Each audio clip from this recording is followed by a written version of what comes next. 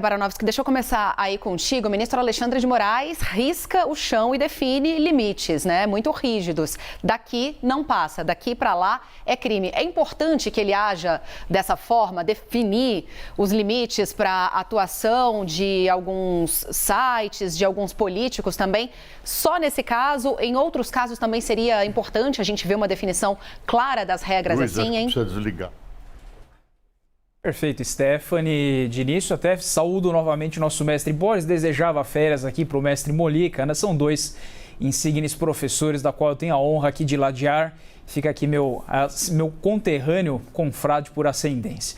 Agora, justamente em relação ao comentário ontem do Boris, que eu pego esse gancho em relação à composição do Supremo Tribunal Federal, bastante interessante, que merece análise, não personificando em uma pessoa, seja o ministro Barroso, seja o ministro Alexandre de Moraes. Aliás, ministro Alexandre de Moraes, que é um exímio professor de Direito Constitucional e tem uma das doutrinas referência na área de Direito Constitucional. Para questionar uma decisão da envergadura desse ministro, tem que ter, no mínimo, um excelente conhecimento jurídico.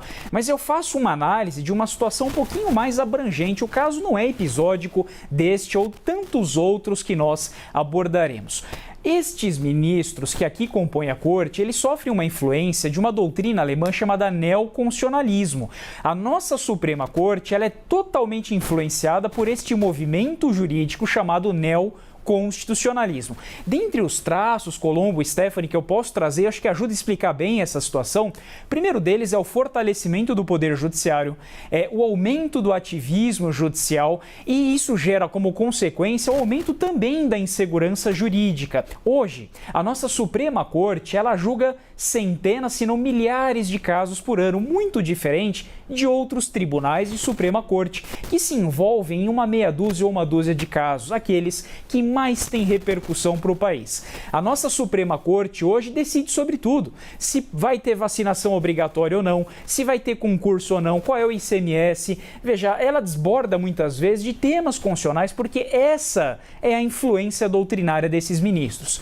E aqui eu chego no tema da liberdade de expressão.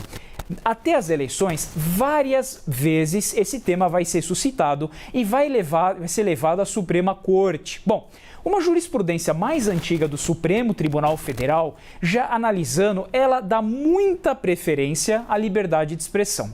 Mas vamos pontuar o que é essa liberdade de expressão para dar uma resposta a esse caso concreto.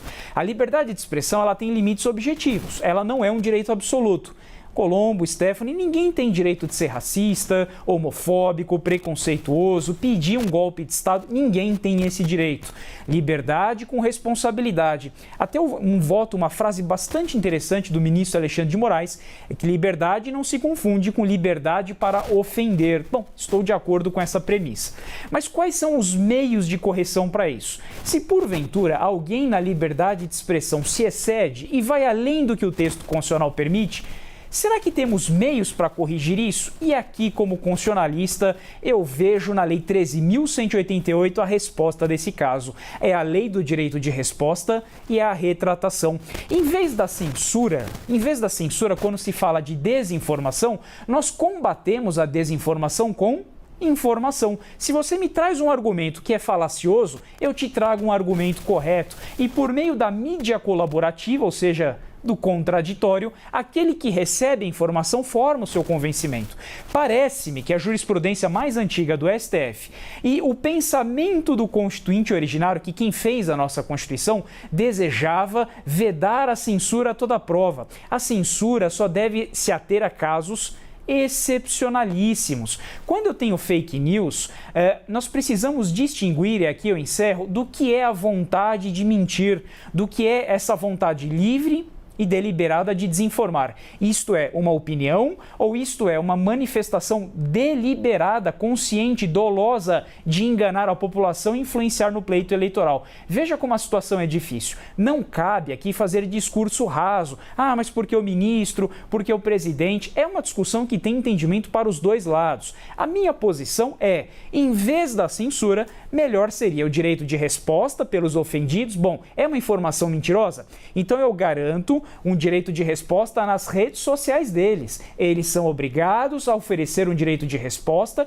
que é uma mídia colaborativa, em vez de censurar. Ou a retratação. Eu dou a chance, por exemplo, na propaganda eleitoral, que aquele ofendido se retrate. Quantas vezes já não vimos isso? Propaganda eleitoral que começa em 15 de agosto, se um partido político ofende ou mente sobre outro, em vez desse partido ser censurado, o que o TSE fez até hoje? Ele dá um direito de resposta para outro partido. Bom, esta seria a resposta. O 220 da nossa Constituição é muito claro, é de clareza solar. É vedada qualquer censura ideológica, artística ou política. Realmente, essa deve ser uma medida bastante excepcional, sob pena de uma hora não podermos mais construir opinião. Claro, opinião bem informada. Se for desinformada, tem o contraditório, direito de resposta, a retratação e até mesmo o direito de indenização se for um crime contra a honra. É com vocês.